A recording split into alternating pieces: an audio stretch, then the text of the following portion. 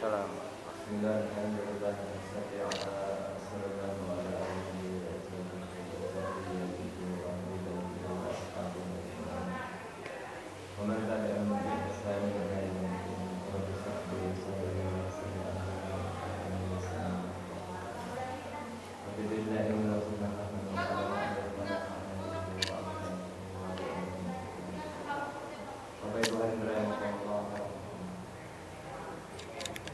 Setiap orang beriman ini tujuannya adalah beribadah kepada Allah. Maksud diadakan di dunia ini, dunianya dijadikan tempat ujian. Terus hidup yang sebentar ini menentukan kehidupan yang selama-lamanya. Ketika seseorang mengarungi kehidupan tanpa tahu bagaimana caranya mengarungi kehidupan tersebut, tanpa tahu belajar bagaimana jadi muslim yang baik, bagaimana tahu tata caranya menjadi hamba Allah yang baik, maka dia seperti orang yang berenang di samudra tanpa perahu. Sehebat apapun dia, kalau dia tanpa perahu bisa berenang hebat, tanpa perahu pasti tenggelam. Begitu juga manusia hambanya Allah yang dia hidup di dunia tanpa tahu ilmu agama, dia ibadah tanpa bisa menunaikan hak ibadah sebagaimana mestinya. Nanti dia ngerasa beramal tapi sebenarnya amalnya ditolak. Nah, orang yang tidak belajar dosa besar dan akan mendatangkan dosa besar berikutnya. Saya kasih contoh ya. Orang yang nggak belajar sholat, terus dia sholat, tidak tahu syaratnya sholat, tidak tahu yang membatalkan sholat. Dia sholat, tapi sebenarnya dia meninggalkan sholat, nggak terhitung sholat. Ini bahayanya. Hari ini kok biasa aja begitu. Sedangkan kehidupan ini kita makin lama sebenarnya menuju kepada meninggalkan dunia. Lama itu makin meninggalkan dunia. Yang kita tinggal ini nanti dunia ini nanti tinggal cerita. Tempat yang dituju itu akan menjadi kenyataan. Nanti dunia tinggal cerita, kuburan jadi nyata. Itu hari itu. Ada yang mati kan? Banyak yang mati, banyak Pak. Nanti dunianya tinggal cerita, kuburannya menjadi nyata. Apakah habis itu dia tidak hidup lagi? Hidup kembali dia. Nah, Bapak Tuhan rahimakumullah, kita tuh menghisap diri gitu. Kita itu setiap mau beramal, sudahkah saya belajar amal tersebut gitu? Dan berhati-hati di dalam amal. Orang awam ini penyakit dia nggak tahu rusaknya amal dia nggak ngerti. Rusaknya amal dia itu nggak. Kalau orang alim, dia tahu ngerti rusaknya amal. Dia tahu itu dosa. Ngerti itu Pak? Kalau orang awam nggak tahu, maka dia nggak mau tobat karena nggak ngerasa dosa. Contoh ya, contoh paling. Orang ini akan taubat kalau dia mau merasa melaksanakan dosa ya. Kalau nggak merasa mau apa? Ngomongin orang nggak merasa dosa. Padahal dosa besar. Apa terus mau tobat kalau nggak merasa dosa? Makan riba, dia nggak merasa dosa. Nyakitin orang muslim, dia nggak merasa dosa. Bagaimana mungkin dia mau tobat? dia ambil harta orang lain tanpa hak, dia nggak merasa dosa, bagaimana mungkin dia bertobat? Ini bahaya. Maka orang awam, orang jahil nggak mungkin mau tobat kalau dia nggak belajar. Maka Allah, sisa hidup ini, ini manfaatkan sungguh-sungguh untuk belajar. Gimana caranya ngamal yang benar? Setiap orang ini ada rasa ingin ibadah sama Allah, tapi kok sulit gitu. Pengen sholat tapi nggak bisa sholat. Itu sebenarnya ada dosa yang menghalangi dia sehingga dia nggak bisa sholat. Ya. Setiap orang ingin mau baca Quran, tapi kenapa nggak bisa? Ada dosa yang menghalangi dia sehingga dia nggak bisa baca Quran. Itu Pak. Setiap orang pengen datang ke masjid, tapi kenapa nggak bisa? Karena ada dosa yang menghalangi dia untuk datang ke masjid. Begitu juga bangun malam. Terus yang jadi besar, kalau sudah ibadah, bisakah kita merasakan nikmatnya ibadah sebagaimana kita bisa merasakan nikmatnya makan? Bisa Pak? Belum bisa Pak. Ini Pak, kita sholat, badan di sini, hati nggak di sini. Nggak ada nikmatnya sholat tuh nggak ada. Kita zikir, tapi nikmatnya zikir tuh nggak ada. Lezatnya zikir tuh nggak ada. Kita baca Quran, tapi nggak ada nikmatnya baca Quran itu nggak ada. Ini paham ya? Orang yang tobat mestilah dia belajar ilmu dulu, baru dia mau bertobat. Tahu halal haram, tahu sholat yang benar. Dia harus belajar.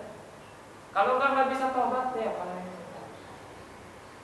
Maka bagaimana? Ilmu agama ini kayak suatu kebutuhan gitu. Supaya hidup kita itu benar. Ilmu agama ini sebagai memang satu perkara yang primer gitu. Sehingga nanti amal ibadah kita bisa diterima oleh Allah Subhanahu wa Ta'ala. Sudahkah kita korban habis-habisan sebagaimana kita berkorban untuk keduniaan kita? Kita sekolah sampai S3, habis duit berapa? Untuk agama kita sudah kita bersekolah kayak gitu, ngabisin waktu sehingga kita ngerti apa keinginan Allah sama diri kita. Ini yang harus jadi PR, sehingga kita nggak berani melanggar apa yang dilarang oleh Allah Ta'ala. Sholat terus, maksiat terus, begitu kan? Sholat terus, makan terus, kan ini yang nggak cocok tuh begitu kan? Ini yang nggak cocok.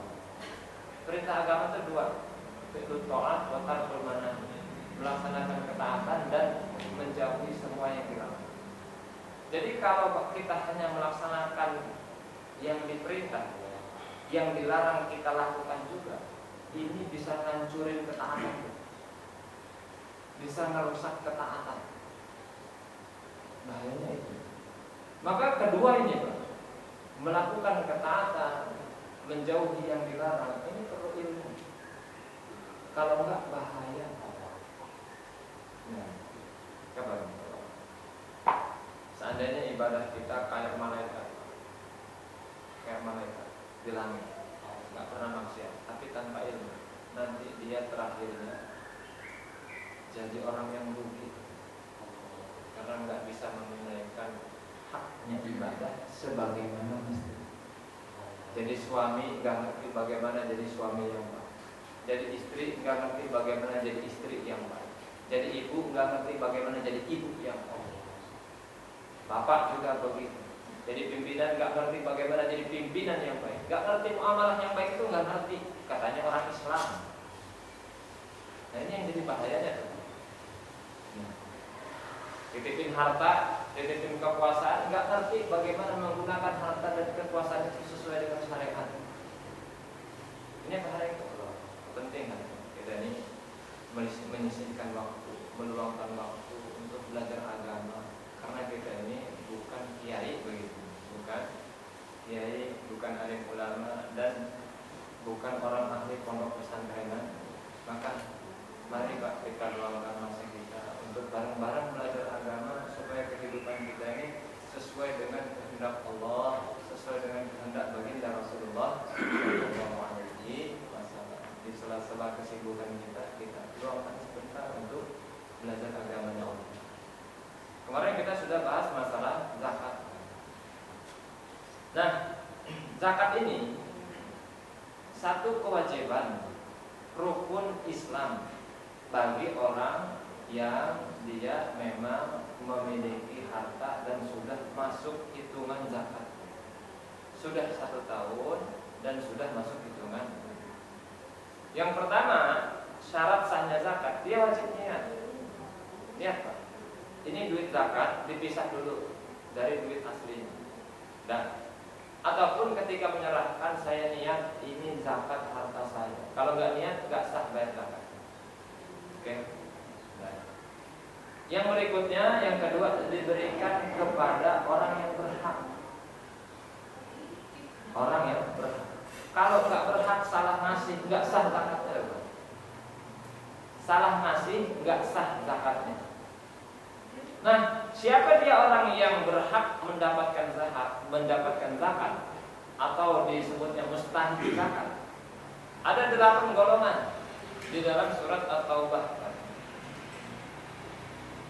Innamas shadaqatu lil fuqara wal masakin wal 'amilin 'alaiha wal mu'allafati qulub.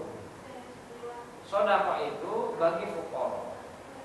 Yang kedua masakin. Yang ketiga amilin. Amil. Yang berikutnya wal mu'allafati qulub. Mu'allaf. Wa fir riqabi dan riqab, budak. Gharimin, orang yang berhutang. Berikutnya fi sabilillah. Terus yang terakhir wa ibnis sabil. Ibnu sabil. Keterangannya begini. Siapa dia fuqara? Fuqara itu begini keterangannya. Sekarang normalnya kehidupan orang itu 1 bulan berapa? 3 juta ya, misalnya. 3 juta lah, standar ya kan? Standar 3 juta. Nah, dia cuman punya 1 juta atau 1.300.000, itu namanya fakir. Ya, fakir. Artinya 1.500.000 ke bawah. Ini namanya fakir. Ini namanya fuqara. Kalau fuqara, dia bisa jadi punya hartanya, tapi bisa jadi juga dia nggak punya harta, juga nggak punya pekerjaan. Nah, bisa punya harta cuman nggak nyukupin, kayak tadi yang contohnya tadi. Nah, kalau masakin, orang-orang miskin, orang yang dia misalnya kebutuhan normal 3 juta, dia punya 1.500.000 ke atas. Nah, ini orang miskin namanya. Orang miskin. Permisalannya lah. Nah, kan makin tahun sebenarnya makin tinggi. Kebutuhannya makin tinggi sesuai dengan dolarnya, dengan kadar nilai uangnya. Ini perumpamaannya. Berikutnya amil. Nah, amil di kita itu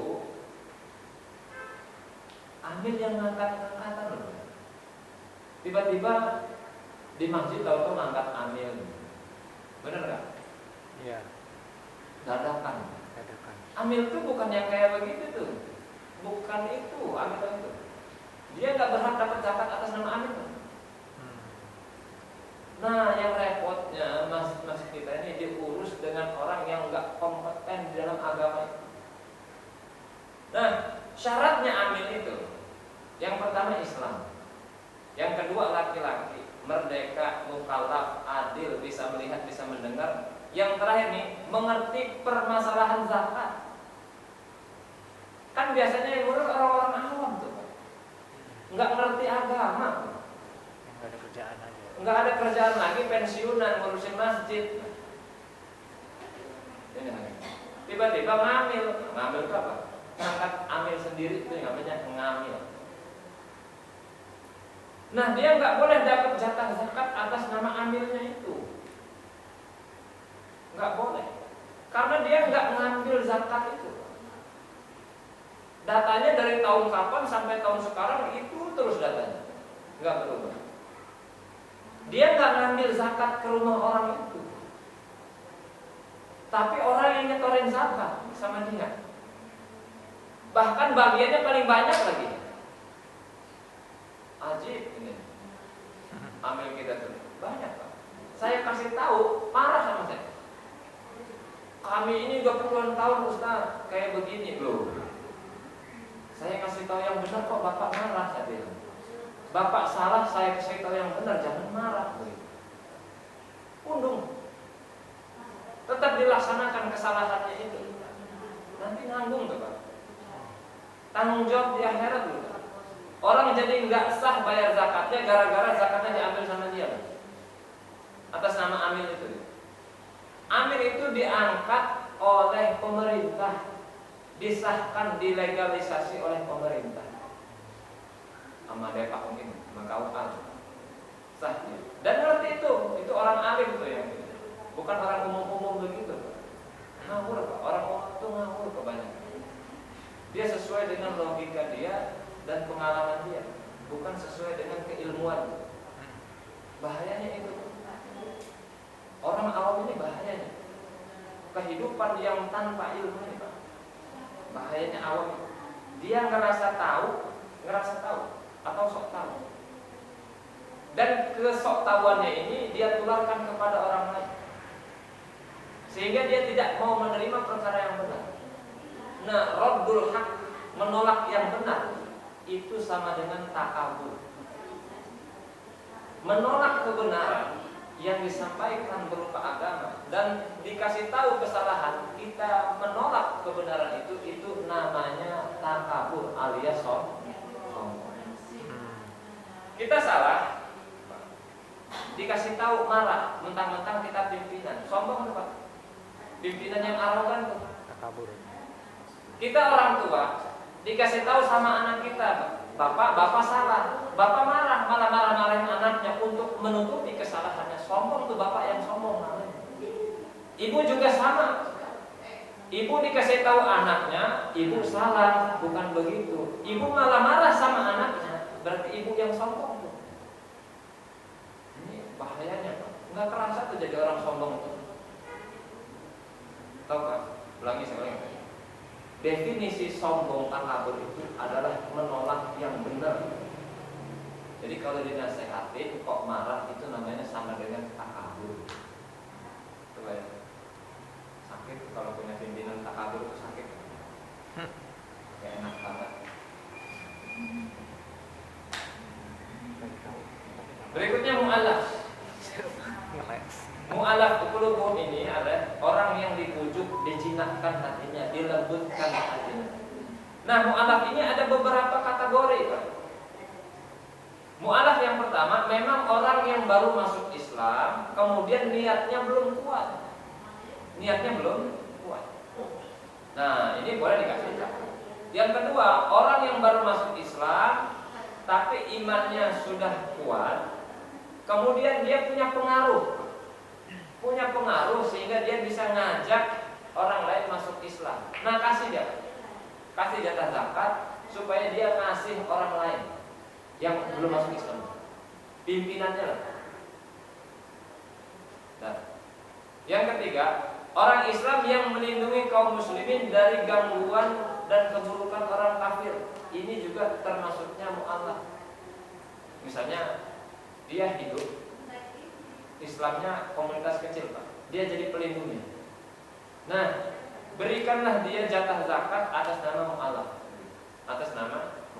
Oke.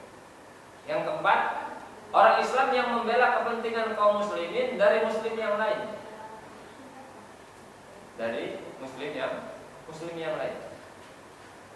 Atau begini, misalnya ada orang yang nggak mau bayar zakat. Contohnya ini,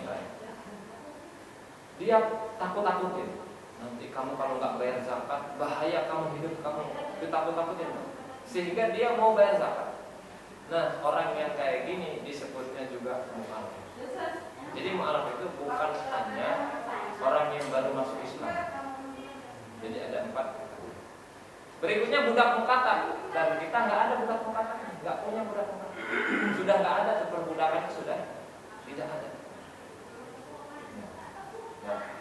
Berikutnya gorim, orang yang punya utang. Nah, kita ngutang banyak. Disebutnya gorim apa saja? Ada dua orang yang ribut. Bapak pinjam uang, dikasih sama A, dikasih B, supaya damai. Nah, dia termasuk gorim, walaupun dia orang kaya. Dia berhak mendapat jatah zakat gara-gara pinjam uang untuk mendamaikan dua orang. Yang kedua, orang yang dia berhutang untuk kemaslahatan dirinya sendiri atau keluarganya. Dia pinjam. Misalnya untuk biaya hidup, biaya pendidikan, misalnya dia dapat zakat supaya dia bisa melunasin hutangnya. Walaupun ternyata hutang tersebut digunakan untuk selain yang dimaksud. Misalnya untuk pendidikan, malah dibeliin motor sama dia. Niatnya benar tadi. Nah, ini tetap dia dapat zakat. Nah, begitu juga pinjam uang misalnya buat beli togel misalnya.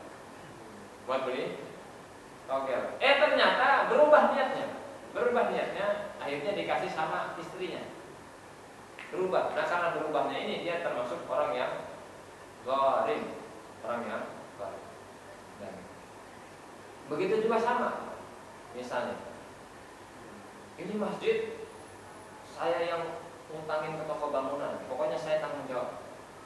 Bapak orang kaya, tapi bapak ngutang materialnya dari toko material. Nah, sebab bapak ngutang tuh, walaupun bapak orang kaya ke toko material, bapak tetap berhak mendapat jatah zakat atas nama gorim. Dan yang berikutnya sabilillah. Sabilillah ini siapa?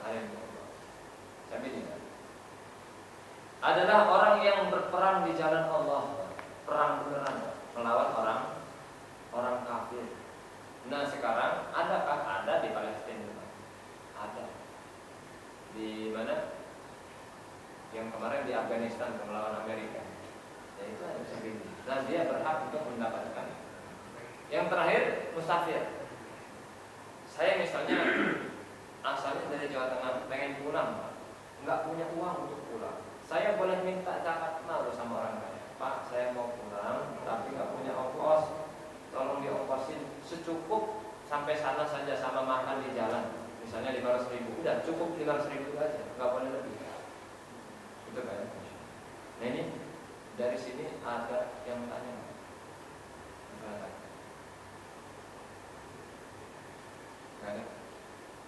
Nah, ada orang yang nggak berhak mendapat zakat. Orang kafir nggak boleh, walaupun saudaraan. Berikutnya hamba sahaya, ini juga nggak boleh. Berikutnya para habaib, keturunan Bani Hashim dan Bani Muthalib. Nah, habaib jangan dikasih zakat, tapi kasihnya hadiah. Nggak boleh dia ngasih. Yang berikutnya orang kaya, nggak boleh dikasih zakat. Yang berikutnya orang yang ditanggung nafkahnya kayak anak kita, orang tua kita, itu nggak boleh dikasih zakat, nggak boleh sama sekali. Oke. Nah, zakat ini dikasih sama saudara terdekat dulu, yang susah terlebih dahulu dari kerabat kita. Jangan orang yang jauh dulu, dicek keluarga kita tuh ada yang susah apa enggak, yang termasuk 8 asnaf. Kalau di luar itu maka enggak sah zakat. Coba ya. Dan ada susah. Ustaz, yang tadi yang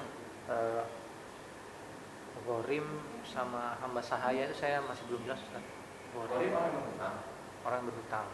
Kalau hamba sahaya udah enggak ada. Hamba sahaya itu tidak boleh apa? Boleh. Oh, boleh. Udah. Enggak ada sekarang, enggak ada. Ada spidol sebagai penjelasan sedikit. Ada di laci. Ada.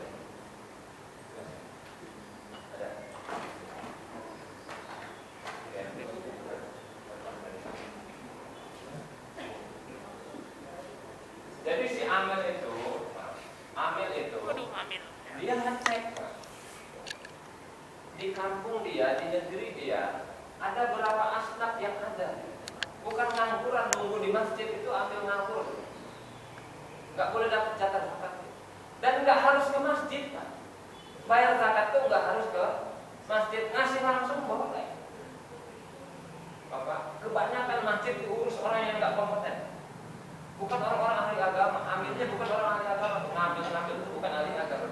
Bapak kasih langsung yang memang kita jelas dia orang yang masuk 8 asnaf tadi. Saya ini, berikutnya apa? Pak, oke, yang pertama. Yang kedua, miskin. Dan yang ketiga, amil. Mu'alaf. Dan boring. 1, 2, 3, 4, 5. Terus Ibnu Sabil. Musafir. Terus Sabilillah, ya kan? Musafir. Sabil. Inilah 1, 2, 3, 4, 5, 6, 7. Satu lagi. Musafir. Yang musafir itu Ibnu Sabil. Ibnu Sabil. Oh iya. Kalau belum Walqorimina. Apa lagi? Ayat.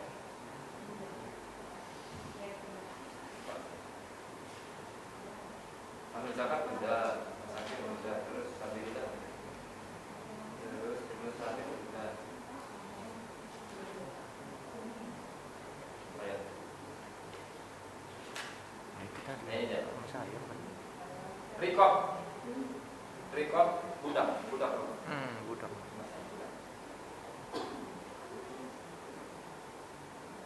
Oke. Nah, si amil ini tugasnya ngecek nih. Dari asnaf-asnaf ini yang ini. Ngecek di kampung dia, di negeri dia. Ada berapa asnaf yang berada? Budak sudah nggak ada ya. Sabilillah juga udah nggak ada ya. Oke. Sisa yang ini.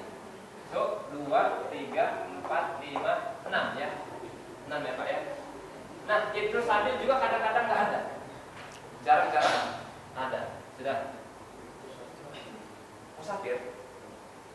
Ibnu Sabil itu kalau diterjemah anak jalanan gitu. Anaknya jalan itu lagi berjalan. Nah, sisa berapa Pak? 5. 1, 2, 3, 4, 5. Nah, dari ini kita hapus dulu karena sudah nggak ada kan? Sudah nggak ada. Nah, uang zakat ada berapa? Uang zakat misalnya 100 juta. Di sini ada 8 orang. Di sini ada 10. Di sini 10 lah. Ini 9, ini 8. Benar Pak? Nah, 100 juta ini dibagi 5. 2, 3, 4, 5. Berapa kira-kira? 20 ya? 20. Setiap asna 20.